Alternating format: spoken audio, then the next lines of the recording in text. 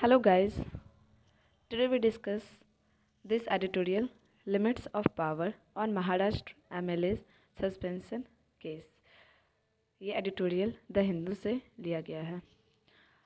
तो इस पे इसका हेडिंग देख के क्या पता चल रहा है कि limit of power on Maharashtra MLA suspension case. तो महाराष्ट्र के जो एमएलए हैं उनका क्या हुआ था सस्पेंशन हुआ था, ठीक है। तो उस पर अभी और ये सस्पेंशन कब हुआ था, सस्पेंशन के बाद क्या हुआ, ये सब सारी चीज़ एडिटोरियल में आज हम लोग देखेंगे, ठीक है। The supreme court serve a reminder that the house should work within a constitutional parameter. तो इससे क्या पता चल रहा है कि ये जो केस है, जब सस्पेंशन हुआ था तो ये केस कहाँ चला गया है, सुप्रीम कोर्ट के पास गया है। इसलिए सुप्रीम कोर्ट ने क्या किया है, सर्व किया एक रिमाइंडर कि हाउस जो है वो क्या रहे, अपने पैरामीटर में रहे, जो लिमिट है वही लिमिट में रहे। इसलिए लिखा हुआ भी लिमिट ऑफ पावर, पावर में ही रहे, जो भी पावर उसके लिमिट दायरे में रहे। In ruling that the 1 year suspension imposed last year by the Maharashtra Assembly on 12 BJP legislators was illegal and irrational. क्या बताया जा रहा है कि इन रूलिंग दैट द 1 year 1 साल पहले क्या किया गया था, सस्पेंशन इम्पोज किया गया था last year by the Maharashtra assembly, जो महाराष्ट्र असेंबली उनके द्वारा ऑन 12 बीजेपी लेगिस्लेटर। तो 12 बीजेपी के आदमी को क्या कर दिया गया, सस्पेंशन दे दिया गया, जो कि क्या था, इलीगल था, इरेशनल था। Supreme court has set the limit of a legislature power to deal with the disorderly conduct in the house. और कुछ भी हाउस में अगर डिसऑर्डरली कंडक्ट किया जाता तो उसमें सुप्रीम कोर्ट ने एक सेट किया है लिमिट को, किसके लिए, लेजिस्लेचर पावर के लिए, कि वो इस लिमिट तक ही डील करें जो भी डिसऑर्डरली कंडक्ट होता है हाउस में। It has laid down a significant principle that the effect of disciplinary action can't transverse beyond the season in which cause aroused। जो भी cause aroused होता है उसके बियॉन्ड नहीं जाना है। Sitting precedent from ruling of a privy council and the Supreme Court, the court has sought to deed the power। जो भी प्रेसिडेंट रहे, जो भी रूलिंग रहे, the privy council and the supreme court, the court has sought, court ने क्या साउट किया है, टू रीड द पावर, जो भी पावर इसको रीड किया जाए, of court has sought to read the power of the house to suspend a member as essentially defensive और सेल्फ प्रोटेक्टिव। कि कोर्ट ने क्या देखा, पहले रीड किया सारे पावर को ऑफ द हाउस को, कि to suspend the member as essential, क्या जो भी मेंबर है इसको सस्पेंशन करना एसेंशियल है, एसेंशियली डिफेंसिव है या और सेल्फ प्रोटेक्टिव के लिए, सो दैट डिसऑर्डरली कंडक्ट किया जाता है। तो does not overwhelm its proceeding, ज़्यादा ओवरवेल्म नहीं किया गया प्रोसीडिंग को, but it should not assume a punitive character, but इसको प्यूनिटिव कैरेक्टरली एज्यूम नहीं किया गया। Therefore the suspension beyond the duration of the season, suspension जो था वो क्या था, ड्यूरेशन द सीजन के बियॉन्ड था, जो कि क्या है, इलीगल है। और जब मिलता है तभी क्या करना चाहिए, सस्पेंड कर देना चाहिए। बट यहाँ पे क्या हो रहा है, सस्पेंशन जो था beyond the duration of the season, season का जो ड्यूरेशन था उसके बियॉन्ड था। It was a deemed irrational because the need to exercise the power was limited to restoring order in the house. और यहाँ पे क्या डीम किया गया कि irrational because the need to exercise the power was limited, जो भी power exercise किया जा रहा है उसको क्या किया, लिमिटेड किया जाए, to restoring order in the house, restore करने के लिए दोनों हाउस को। Logically it was not needed beyond the day और in case of a repeated disorderly conduct, जैसे डिसऑर्डरली कंडक्ट किया जाए एट ए टाइम करना चाहिए। बट यहाँ पे लॉजिकली अगर देखें तो it was not the needed, यहाँ पे कोई जरूरी नहीं, यहाँ कोई ज़रूरत ही नहीं है कि दूसरे दिन सस्पेंड किया जाएगा, जब होगा एट ए टाइम किया जाएगा। तो यहाँ पे क्या हो रहा है कि दूसरे दिन किया गया था, तो वही सुप्रीम कोर्ट ने देखा कि इसको, कि logically it was not a needed beyond the day, beyond day करने की कोई ज़रूरत नहीं है। और in the case of repeated disorder, और अगर रिपीटेड डिसऑर्डर कंडक्ट किया जाता to the season so that schedule business could be completed, तो शेड्यूल बिजनेस कुड भी क्या करना चाहिए, इसको कंप्लीट करना चाहिए। And it has termed the 1 year suspension as a punitive action verse then exclusion.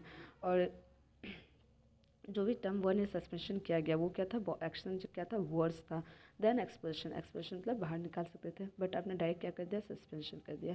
It's reasoning, वो भी 1 year के लिए। It's reasoning is that if A member is expelled by resolution of the house, अगर, और क्या हो सकता था, एक it's reasoning is that member expel कर सकते थे by resolution of the house, house का रिजोल्यूशन करके भी क्या किया जा सकता था, उसको एक्सपेल आउट कर दिया जा सकता था, जो भी मेंबर प्रॉब्लम इशू क्रिएट कर रहे थे हाउस में। The election commission is bound, और इलेक्शन कमीशन बाउंड है कि वो क्या कर सकता है, होल्ड कर सकता है by election with in 6 months and the member could 6।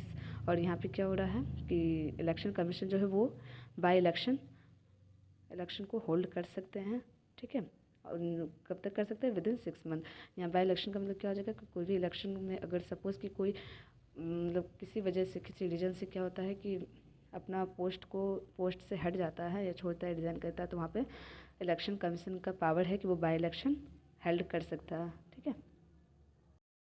And the member could seek re-election. On the contrary, the year-long suspension will mean that the constituency remains unrepresented. और यहाँ पे क्या बताया कोर्ट ने कि ये बहुत कंट्रेरी बात है कि जो ईयर लॉन्ग इतने लंबे समय तक सस्पेंशन किया गया, कि इससे क्या हो रहा है कि कंस्टिट्यूएंसी जो है वो रिमेन अनरिप्रेजेंटेड। वहाँ पे जो भी मेंबर रिप्रेजेंट होना चाहिए तो वो अनरिप्रेजेंट हो रहा है। तो ऐसे में कुछ भी चीज़ पास हो रहा, लो पास हो रहा, तो उसमें क्या रहेंगे, 12 के 12 मेंबर अपने बात नहीं बता पाएंगे, अपना कुछ भी देख नहीं पाएंगे, कुछ भी बोल नहीं पाएंगे, जो कि रिप्रेजेंट एक होना बहुत नेसेसरी है हाउस में। While there would be a no vacancy to be fill through a by election. और यहाँ पे कोई भी वैकेंसी जो है वो फाइल नहीं किया गया through a by election. The state government argue, state government ने क्या आर्ग्यू किया कि vehemently that there was no limit to the action that the house could take for a maintaining order and the court। और state government ने ये argue किया कि हम लोग के पास क्या कोई लिमिट नहीं है to the action that the house could take for, हम लोग अपने हाउस को मेंटेन करने के लिए कोई एक्शन ले in order, and the court could not examine the proportionality of the action. और कोर्ट क्या करें, उसको एग्जामाइन ना कर जो भी हम लोग एक्शन लिए।